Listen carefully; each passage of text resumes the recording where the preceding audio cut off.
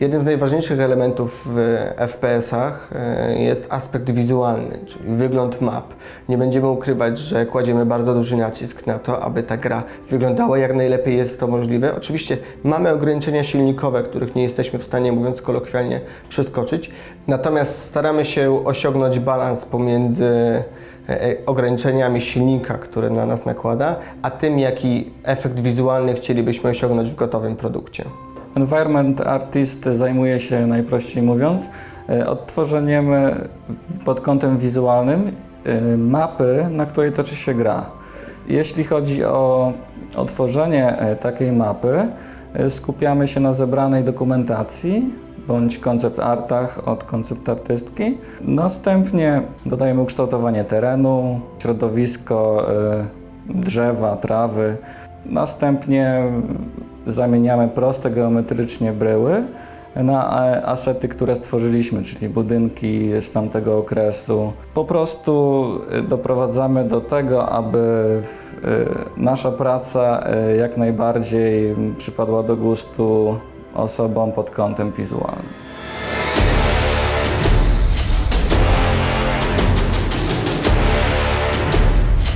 Inspirację do budowania lokacji bierzemy głównie ze zdjęć z Narodowego Archiwum Cyfrowego, jak i również w momencie, kiedy nie możemy czegoś odnaleźć lub realizujemy własną wizję w różnych momentach gry, korzystamy z koncept artystów, którzy przygotowują nam rzuty poszczególnych lokalizacji. Jeśli skupiamy się typowo na referencjach, które mają być odwzorowane w grze, to jest to po prostu odwzorowywanie. Natomiast jeśli dodajemy aspekty takie, które już wychodzą trochę poza te takie referencje wojenne, tylko mamy bardziej wolną rękę, wtedy mamy spore pole do popisu i jest to moim zdaniem bardzo kreatywna praca.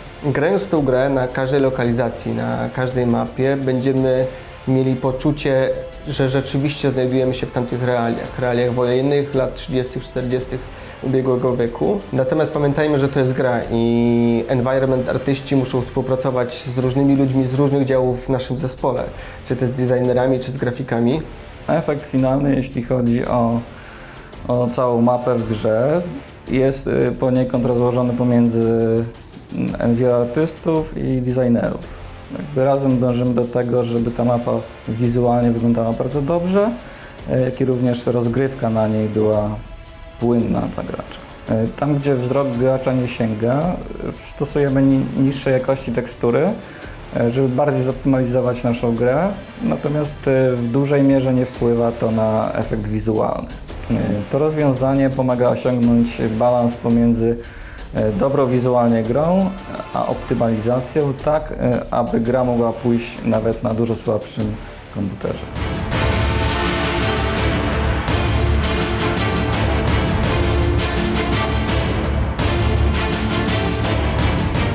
Wydaje mi się, że w dużej mierze ludzie są wzrokowcami. To, co jest ważne w naszej grze, no to na pewno to wszystko, co widzimy. Tak? Gdyby gra była na prostych geometrycznie bryłach, nie byłaby dla wszystkich tak interesująca. Staramy się też o to, aby pod kątem wizualnym gracz poniekąd poczuł się tak, jakby był w tamtym okresie i w tamtym miejscu.